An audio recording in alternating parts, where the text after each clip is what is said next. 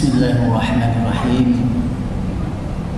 Assalamualaikum warahmatullahi wabarakatuh. Alhamdulillahilladzi arsala rasulahu bil huda wa dinil haqq liyudhhirahu 'ala ad-dini kullihi walau karihal kafirun. Asyhadu an la ilaha illallah wahdahu la syarika lah wa asyhadu anna Muhammadan 'abduhu wa rasuluh. Allahumma fashalli wa sallim wa barik ala sayyidina Muhammadin wa ala alihi wa ashabihi wa man tabi'a hudahu ila yaumiddin. Wa ba'du. Para jamaah yang dirahmati Allah, untuk kesekian kalinya kita mendengar yang namanya akidah. Untuk kesekian kalinya kita mendengar yang namanya ilmu tauhid. Untuk kesekian kalinya kita mendengarkan ilmu itu, dan sering kita mendengarnya sehingga dalam kehidupan ini tidak ada kebergantungan selain ilmu itu harus ada pada diri kita. Kebergantungan yang dimaksud adalah kepada Allah Subhanahu wa ta'ala. Ketika kita ditanya tentang apa sih akidah itu, maka banyak yang belum bisa menjawab apa akidah itu. Ketika ditanya apa tauhid itu, apa ilmu tauhid itu, nggak bisa jawab, nggak mengerti sih apa namanya akidah, apa namanya tauhid itu. Lalu apa yang menjadikan kita termotivasi untuk istiqomah ibadah? Kalau ilmu itu tidak kita peroleh mendahului ilmu yang lain. Karena dorongan kita bisa istiqomah ibadah itu karena ilmu itu.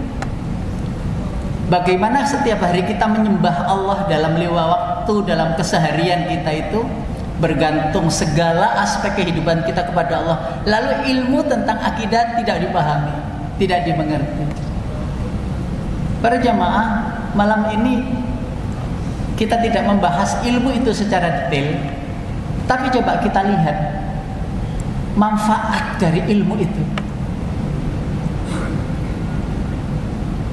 Sebagai pendahuluan para jamaah, Rasulullah itu menyampaikan kepada kita begini: ala inna fil jasadi mudghah in salahat salahal jasadu kullu wa in fasadat fasadal jasadu kullu ala wahyal qalbu.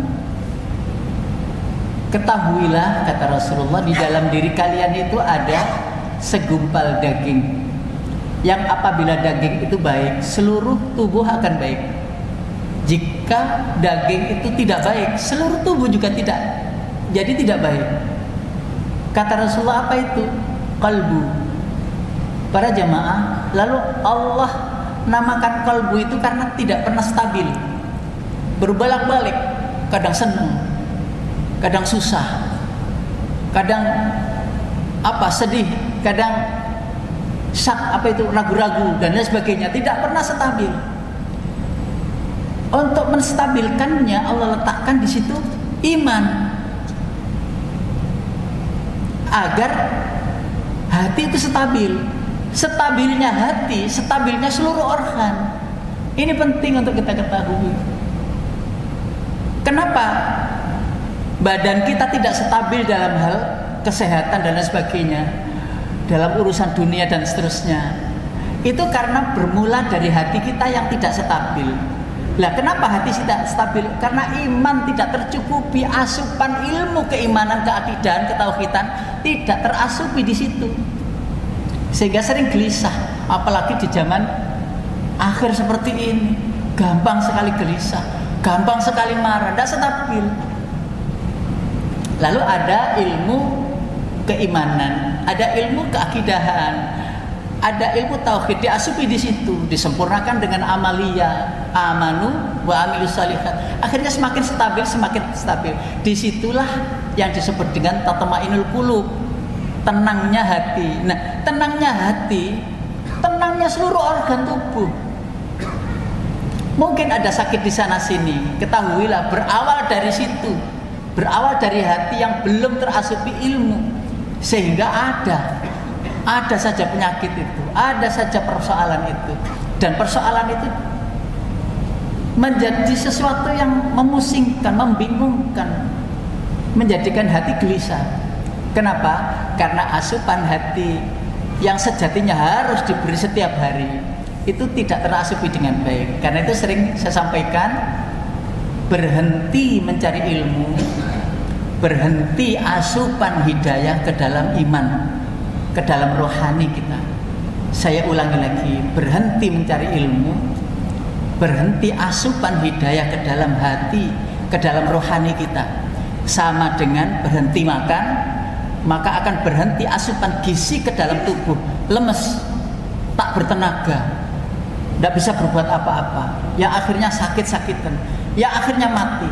Yang fatal itu adalah tidak terasupinya hati dengan hidayah Allah itu, yang akhirnya nggak ada semangat ibadah, semangat jihadnya runtuh, keistiqomahannya tidak pernah terperhatikan, dan seterusnya, akhirnya mati. Yang fatal itu kalau mati itu hati, maka tidak ada satupun yang bisa menasihati. Kalau sudah hati itu mati, tidak ada satupun yang bisa menasihati kita. Karena itu para jamaah rahmatullah, to the point, malam ini coba orang yang memiliki akidah yang baik, yang pertama, ia akan memiliki al-hurriyah. Hurriyah yang dimaksud adalah merdeka. Merdeka, dia bebas. Bebas dalam arti tetap di dalam kontrol syariat yang sudah ditetapkan oleh Allah. Sehingga Allah firmankan di dalam surat yang ke-60, ayatnya ayat yang keempat, Rabbana alaika tawakkalna wa ilaika anabna wa ilaikal masir. Wahai Tuhanku, kepadamu kami bertawakal. Para jamaah yang dirahmati Allah, tawakal ini biasanya gandeng dengan satu rangkaian yang namanya ikhtiar. Tidak mungkinlah kalau kita itu tahu-tahu tawakal kepada Allah tanpa ikhtiar. Walaupun sebenarnya bisa jadi tanpa ikhtiar Allah memberi, bisa. Nyatanya orang sakit di rumah sakit, rezekinya tetap mengalir, entah tetangganya, entah temannya, entah saudaranya, rezekinya tetap mengalir. Dia tidak bekerja, sama sekali tidak bekerja, tetapi rezeki tetap terjaga. Loh, lalu kita tawakal kepada Allah, belumlah ikhtiar. Maka sebenarnya ikhtiar itu adalah pahala untuk kita, sedangkan sisanya serahkan kepada Allah dalam bentuk tawakal. Maka bagi orang yang memiliki akidah yang baik, yang penting ikhtiar saja. Urusan dapat berapa urusan sana. Karena dia panjenengan hadir ke sini mendengarkan kita untuk share dalam ilmu agama. Panjenengan nanti ingat apa tidak itu tidak penting. Karena itu urusan Allah, bukan urusan pemberi materi. Tapi panjenengan datang hadir sini sudah mendapati satu poin, yaitu telah mencari ilmu untuk asupan rohani itu. Sisanya Allah asupkan menjadi sesuatu yang luar biasa di hati. Itu urusan Allah. Tapi urusan kita cari ilmu, itu saja. Kalau tidak mencari ilmu, maka ada konsekuensi dari ibadah kita bagaimana kalau tidak dilandasi ilmu. Salat kita, wudu kita bagaimana, bekerja kita bagaimana, itu semuanya ada landasan ilmu. Dengan ilmu itu ibadah diterima. Tanpa ilmu tidak mungkin kita bisa menembus pahala sampai kepada Allah. Ini penting sekali, hurriyah, kebebasan kita dalam hal bertawakal kepada wa ilaika anabna, dan kepadamu ya Allah kami bertaubat. Wa ilaikal masir, karena kami kembali kepadamu nanti. Pertanyaannya, ketika kita kembali kepada Allah, Allah tersenyum melihat kita. Apakah Allah memalingkan kita, dibiarkan begitu saja? Itu sekarang ini diurus. Bagaimana kita bisa melihat wajah Allah nanti di akhirat? Termasuk bagaimana nanti Rasulullah tertutup enggak wajahnya melihat kita, dan kita atau kita tertutup tidak bisa melihat Rasulullah. Itu acaranya di sini. Bagaimana kita bisa berbuat sesuatu yang Allah nanti tersenyum melihat kita hadir. Lalu kita juga tersenyum melihat Allah. Makanya ada radhiyallahu anhum wa radu an, itu aplikasi dari apa yang kita lakukan sehari-hari di dunia. dan harus ada kronologis. Bagaimana kalau Allah bisa senyum kepada kita, kita bisa senyum. Ada kronologis. Ya ilmu akidah itu, ya ilmu tauhid itu yang harus diperhatikan dan dipelajari. Karena itu kita ingat kok, sering saya mendengar ceramah ini. Wa idh qala Luqmanu libnihi wa huwa ya'idhuhu ya bunayya la tusyrik billah. Pesan Luqman kepada anaknya di surat Luqman itu, wahai anakku, jangan menyekutukan Allah. Loh, berarti pertama yang kita kenalkan anak-anak itu kan akidah. Jangan sampai akidah itu habis rusak karena kesyirikan. Jadi yang pertama kita kenalkan anak-anak itu akidah. Coba kita sering melihat tayangan Palestina. Anak-anak yang kecil itu dipungut karena orang tuanya sudah nggak ada, saudara tidak ada. Dipungut untuk diambil, diadopsi. Anak itu bertanya kepada orang yang mengadopsi itu untuk agar mengucapkan syahadat dulu, baru dia yakin bahwa saya diadopsi orang yang benar. Itu masih balita loh Pak. Berarti benarlah adanya sebenarnya adalah agar anak-anak kita dahulu sebelum kena apapun diikat dengan kalimat tauhid, diyakinkan dengan dengan materi akidah dan ketauhidan. Apakah kita ini termasuk terlambat? Mungkin terlambat, tetapi sejatinya jika masih ada tambahan usia, kita berkesempatan untuk menelaahnya. Jangan sampai terlambat. Ketika kita sudah kembali kepada Allah lalu menyesal, bukankah sudah banyak kesempatan diberi oleh Allah tambahan usia? Yang kedua, Bapak Ibu yang dirahmati Allah, pengaruh. Yang kedua, ketika kita mendapati ilmu akidah itu adalah al-izzah, kewibawaan, ada harga diri. Para jamaah, kita sering mencari nama di hadapan banyak orang, lupa mencari nama di hadapan Allah. Mencari nama agar dipilih, mencari nama agar disenangi, mencari nama mereka agar mereka mencintai diriku dengan berbagai macam upaya agar tidak penting itu. Karena yang membolak-balikkan hati itu Allah. Mau dia senang atau tidak Allah. Yang penting bikin orang lain senang. Dan sebanyak orang yang kita senangkan akan kembali kesenangan sebanyak orang kita senangkan. Mereka mau senangi kita apa tidak, gak penting. Yang penting Allah cinta padaku, Allah senang padaku. Bukankah surat Yunus, surat nomor 10 ayat 62, ayat 63, ayat 64 disebut ala inna awliya Allahi la khaufun alaihim wa lahum yahzanun. Ketahuilah, kekasih-kekasih Allah itu tidak pernah sedih, tidak pernah takut, nggak pernah sedih, nggak pernah takut. Siapa mereka? Alladzina amanu wa kanu yattaqun, ayat 63-nya. Mereka adalah orang yang beriman. Nah, ini berarti kan akidah itu, tauhidan itu, keimanan itu.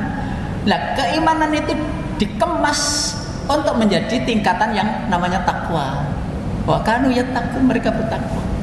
Apa yang didapat? Lahumul busyra fil hayatid dunya wa fil akhirah la tabdila li kalimatillah dzalika wal fawzul azim.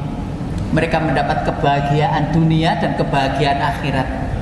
Senang hati itu, bahagia hati itu. Apapun yang terjadi, yang penting hati bahagia.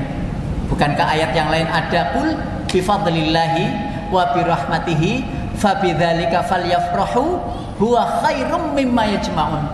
Katakanlah, dengan karunia Allah, nikmat yang tak terhitung, yang kita nggak mungkin bisa menghitungnya, hendaknya kalian senang, hendaknya kalian bahagia dengan nikmat itu. Dan tidak layak kita sedih, tidak layak, karena nikmatnya tak terhitung. Pertanyaannya begini, kenapa kok kita masih sedih? Maka berbalik, ilmu akidahnya di mana? Ya, ilmu tauhidnya sudah dipelajari belum? Keimanannya sudah dipelajari belum? Kok masih gelisah? Ya itu sumbernya. Kok masih sedih? Ya itu sumbernya. Allah nggak beri kebahagiaan itu. Padahal kebahagiaan itu kita diberi oleh Allah di dunia ini sudah. Makanya ada kata baiti jannati. Memang benar Rasulullah bilang baiti jannati, rumahku adalah surgaku. Jika rumah dunia kita sudah bisa jadi surga, maka surga abadi kita akan dapatkan di akhirat. Jika rumah surga kita di dunia ini sudah kita bikin, sama istri baik, sama anak-anak baik, sama tetangga baik, seperti surga, enak, nyaman, gak ada konflik yang berarti, semuanya ditangani dengan damai, dengan teduh, dengan tenang. Itu surga dunia, dan akan didapati surga abadinya pastinya nanti di akhirat. Kalau dibalik, jika belum bisa membuat surga dunia ini dengan ketaatan kepada Allah, maka bagaimana mungkin kita membayangkan surga akhirat? Masya Allah. Yang ketiga, pengaruh besar dari materi akidah ketauhidan adalah at-tuma'ninah, yaitu ketenangan. Kita sering mendengar surat nomor 13 ayat 28 itu, ya,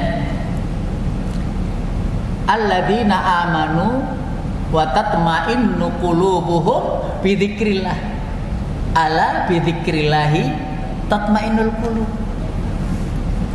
Sekali lagi kalau dibalik, jika kita tidak tenang dalam kehidupan itu, gelisah, berarti zikirnya kurang, ilmu zikirnya kurang, ilmu tauhidnya juga belum, ilmu akidahnya tidak didapat.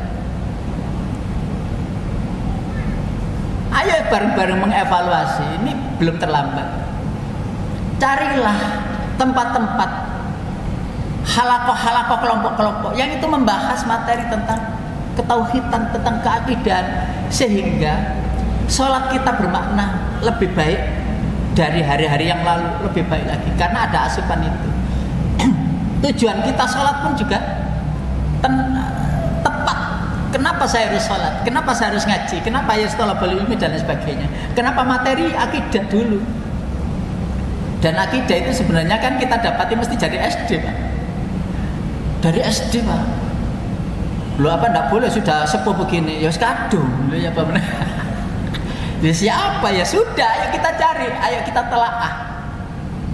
Ya karena seperti mengukir di atas air, ya diberi terus lupa lagi diberi. Sedangkan untuk yang materi akidah itu diberikan kepada anak-anak SD, kekuatannya akan terus ada sampai ia tua, dia ingat terus. Betapa sulitnya sekarang ini materi itu untuk disampaikan anak-anak, sudah banyak kedahuluan sesuatu yang menggodanya, yaitu permainan-permainan, game-game dan lain sebagainya. Masya Allah. Ngapunten Bapak, Ibu yang saya hormati, sekarang itu guru itu segono regane. Panjenengan bisa nggak menunjukkan saya payung hukum untuk guru? Sekolah-sekolah itu, Pak. Saya itu mengajar di SD itu lama, tapi waktu itu masih enak, masih nyaman, tidak seperti sekarang. Payung untuk hukum, untuk guru, yang umpamanya ada sesuatu terus di belakangnya ada pembelaan, yang mereka move-kan adalah pahlawan tanpa tanda jasa. Guru SMP, Pak, seorang bu guru melihat HP-nya anak didiknya itu, di situ gambarnya yang gak karu-karuan, terus gitu loh Pak, dilaporkan hanya gara-gara melihat HP-nya gitu, dilaporkan. Siapa yang melindungi guru-guru itu? Bagaimana anak-anak itu? Yang akhirnya guru-guru itu ya gak pakai temen gitu, Pak. Ya sekarang mus pakai sekolah gitu, Pak. Sudah saya tahu betul begitu. Saya tahu betul. Guru agama waktu itu, saya sebagai guru agama kelas 1 sampai 6, Pak. Saya telisik, Pak, dan itu masih aman-aman saja, kelas 1 sampai kelas 6. Guru-guru ASN yang lain ya pokoknya ya sudah ngajar SD. Karena sekarang itu begitu kondisinya. Sedikit saja menjewet gitu saja viral, Pak. Viral, gak ada. Sehingga bagaimana kita menjadi orang tua itu kalau sudah dititipkan sekolah, sudah urusan sekolah itu apa yang terjadi. Kalau pulang nangis, dulu itu dituduh, Pak, kamu nakal, kamu beling, kamu dablek, makanya begitu, Pak. Sekarang kenapa kamu nakal? Oh, orang tuanya datang ke sekolah gitu. Jadi nggak ada pembelaan sama sekali. Bukankah hal-hal seperti itu sering kita sampaikan, Pak? Jadi materi akidah yang dipelajari oleh banyak di pesantren-pesantren itu wujudnya itu akhlak. Kalau materi akidah tidak dipuncai akhlak, mentah Pak. Karena akhlak itu adalah hasil dari materi akidah itu. Buah dari sebuah pohon itu adalah akhlak, dan itu manfaatnya banyak. Nah, apabila kita mempelajari akidah saja, tauhid saja tanpa landasan lantik, akhirnya berakhlak yang baik, maka mentah. Ketawadhuan, ya andab asor, ya itu harus diperoleh setelah mempelajari akidah. Sehingga anak-anak itu kalau dipelajari akidah santun Pak, akhlaknya baik. Yang keempat, Bapak Ibu yang dirahmati Allah, apa sih nikmatnya bila kita memiliki ilmu akidah, ilmu ketauhidan? Itu adalah al-amnu, rasa aman, rasa aman. Dan kita sering mendengarkan itu ketika khutbah Jumat, itu kan sering dibunyikan ayat ini. Walau anna ahlal qura amanu wattaqau la fatahna alaihim barakatim minas samai wal ard. Mohon maaf, keliru. Ayatnya adalah surat ke-6 ayat 82. Alladzina amanu wa lam yalbisu imanahum bidzulmin ulaika lahumul amnu wa hum muhtadun. Orang yang beriman dan tidak ngerusak imannya, akidahnya, tidak ngerusak tauhidnya, maka dia akan mendapatkan kedamaian.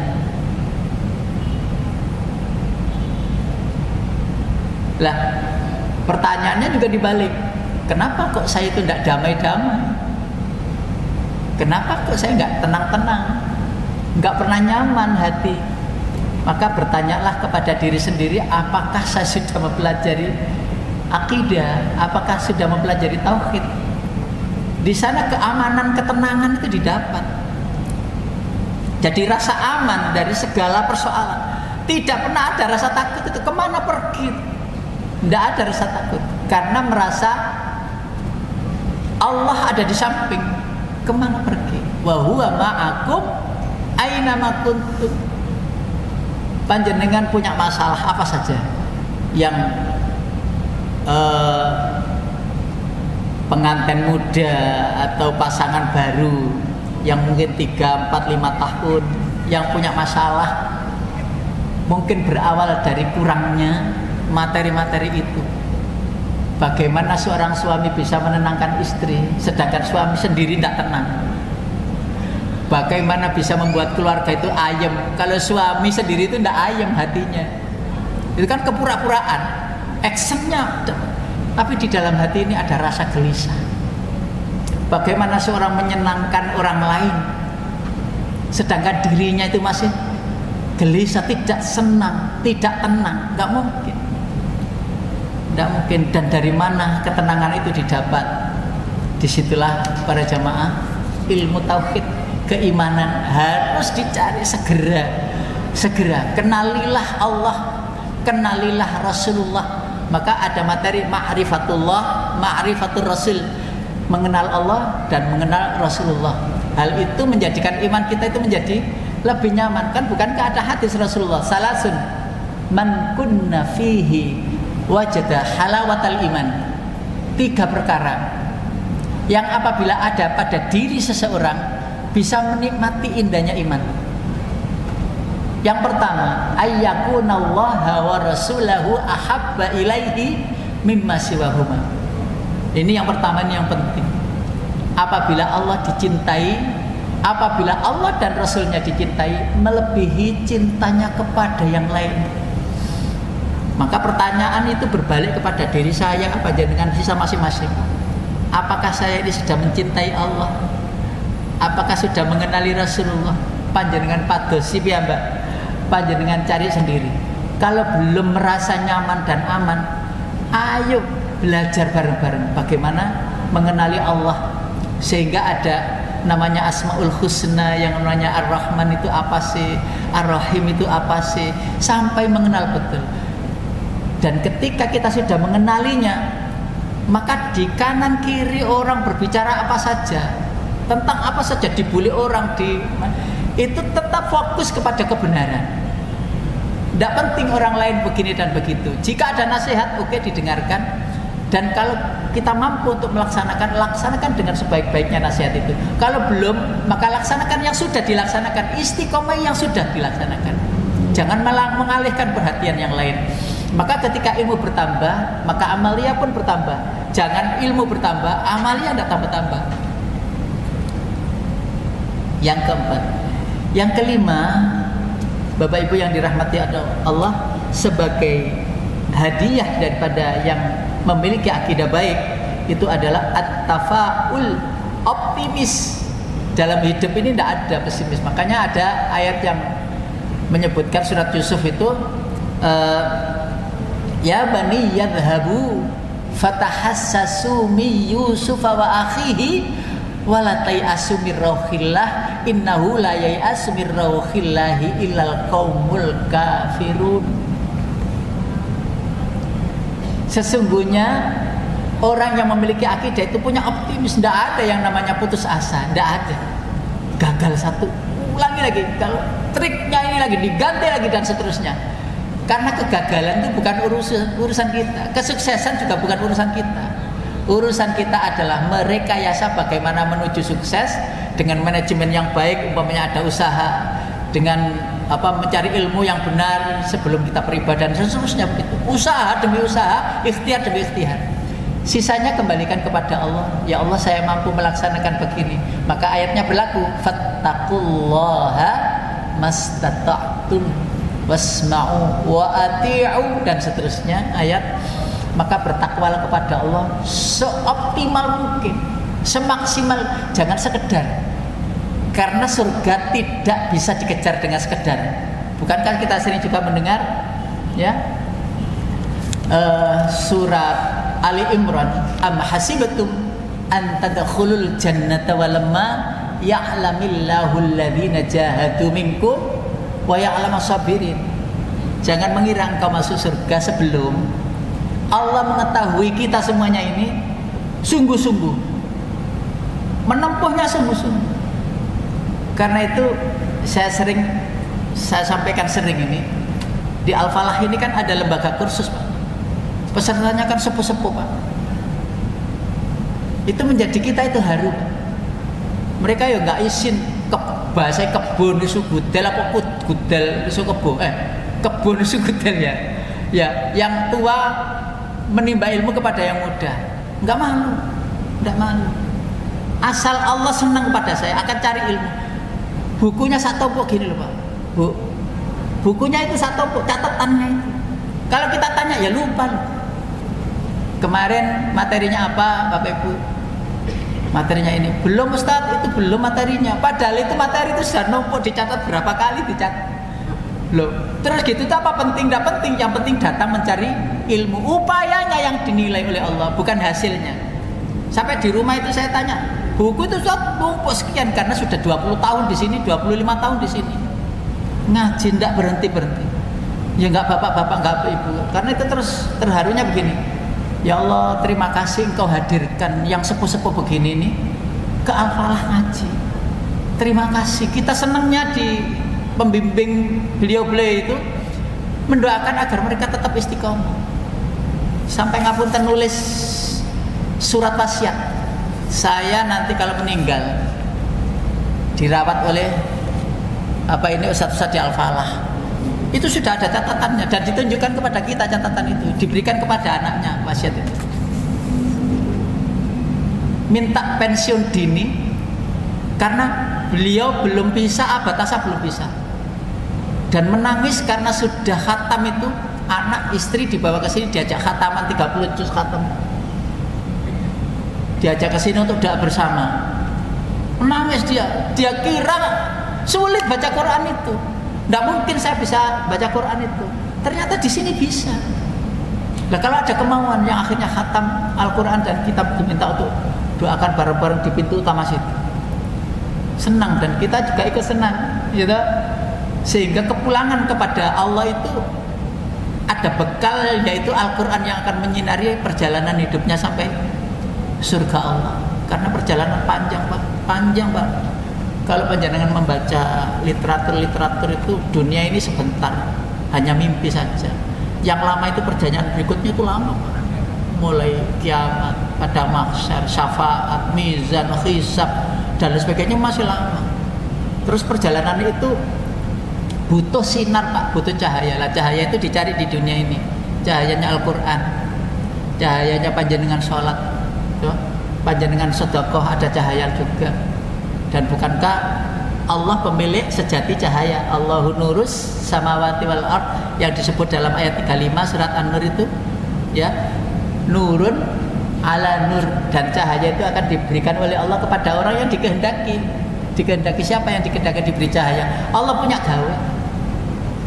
Tetapi sebelum cahaya itu datang, kita menyiapkan tempat cahaya itu yang tadi saya sebutkan di awal itu, iman di hati.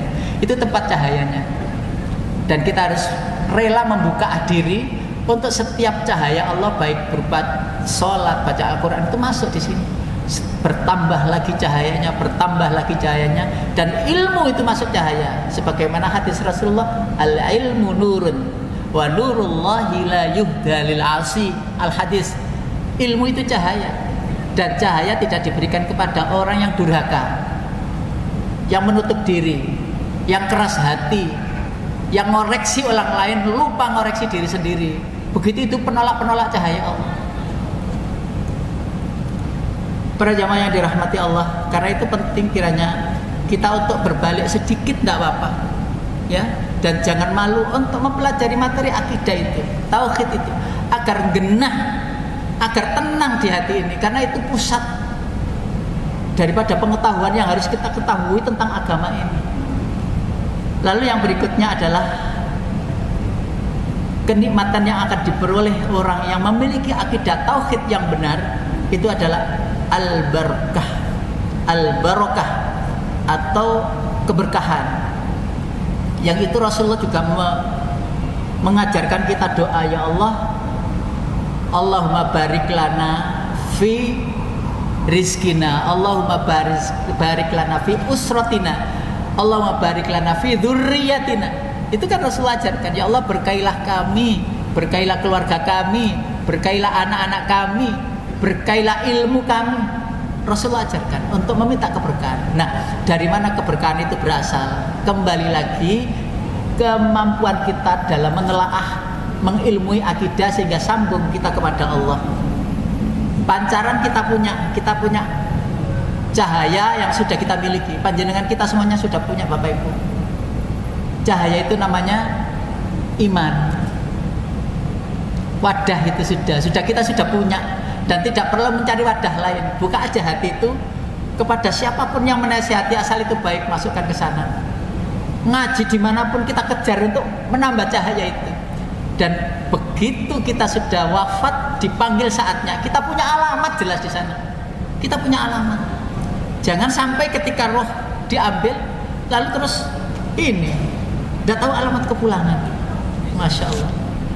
Jadi fatal itu, nggak tahu alamat kepulangan. Al-Quran membahas itu sehingga seorang yang beriman itu akan bergerombol menuju perjalanan berikutnya dengan cahaya-cahayanya masing-masing. Ada yang terang, ada yang sedang, ada yang temaram, dan hanya orang-orang yang kafir, yang fasik, yang munafik, yang ditolak, dibatasi oleh malaikat dan dilemparkan ketika mereka mendesak kepingin ikut cahaya-cahaya orang-orang yang beriman. Al-Quran sudah menceritakan begitu, dan mudah-mudahan kita termasuk yang mendapati cahaya itu. Para jamaah yang dirahmati Allah, yang terakhir adalah syaja'ah. Syaja'ah, ada keberanian, berani. Orang yang memiliki akidah yang baik itu sandarannya Allah, tidak ada rasa takut, dan berani asal itu benar, katakan yang benar, walau kana murran, walaupun itu pahit. Maka kemampuan kita untuk berjuang itu adalah berawal dari keilmuan kita tentang akidah dan tauhid kepada Allah Subhanahu wa ta'ala. Para jamaah yang dirahmati Allah, barangkali itu yang bisa saya sampaikan. Mungkin kalau ada hal-hal yang belum dipahami, bisa japri, bisa ngobrol dan lain sebagainya, atau mungkin ditanyakan saat ini. Jika saya bisa menjawab, saya sampaikan. Jika belum bisa, PR untuk pertemuan berikutnya. Billahi taufik wal hidayah. Wassalamualaikum warahmatullahi wabarakatuh.